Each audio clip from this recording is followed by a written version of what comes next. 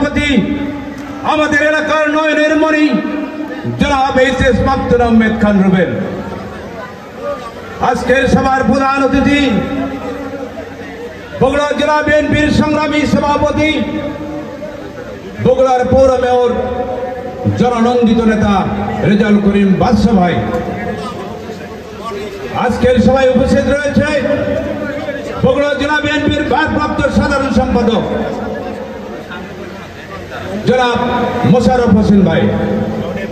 সংগ্রামী সাথী বন্ধুগণ, আজকের সভায় উপস্থিত বিভিন্ন পর্যায়ের বগুড়া জেলা বিএনপির নেতৃবৃন্দ এবং বগুড়া জেলা বিএনপি সদর উপজেলা বিএনপি সহ সকল সংগঠন এবং অঙ্গ সংগঠনের সকল নেতৃবৃন্দ বিএনপি তথা গোকুল ইউনিয়ন বিএনপির পক্ষ থেকে সংগ্রামী সালাম, আসসালামু আলাইকুম।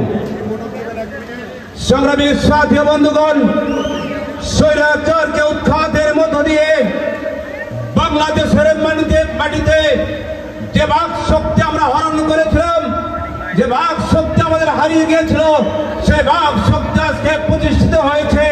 আজকে বাংলার মাটিতে শুধু বিএনপির মানুষরা কথা বলবে, বিএনপির মানুষরা কথা বলবে, বিএনপির সকল অঙ্গ সংগঠন কথা বলবে। বন্ধুরা, আজকে সারা বাংলাদেশের মানুষ উন্মুক্ত গণতন্ত্রের মধ্য দিয়ে বাংলাদেশের জাতীয় প্রতীক ধানের শীষে ভোট দিয়ে বাংলাদেশ জাতীয়তাবাদী দলকে প্রতিষ্ঠিত করবে।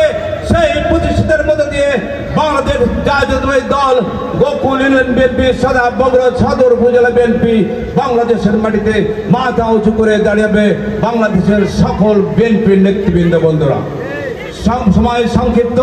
সংগ্রামী সাহায্য বন্ধুগণ, বগুড়া সদর উপজেলা বিএনপি তথা গোকুল ইউনিয়ন বিএনপির পক্ষ থেকে আপনাদেরকে রক্তিম সালাম এবং শুভেচ্ছা জানিয়ে আমার বক্তব্য শেষ করছি। শহীদ আমরক খালেদা জিয়া জিন্দাবাদ, তারুণ্যের অহংকার তারেক রহমান জিন্দাবাদ, সদর উপজেলা জিন্দাবাদ, গোকুল ইউনিয়ন বিএনপি জিন্দাবাদ। সবাইকে ধন্যবাদ। আসসালামু আলাইকুম।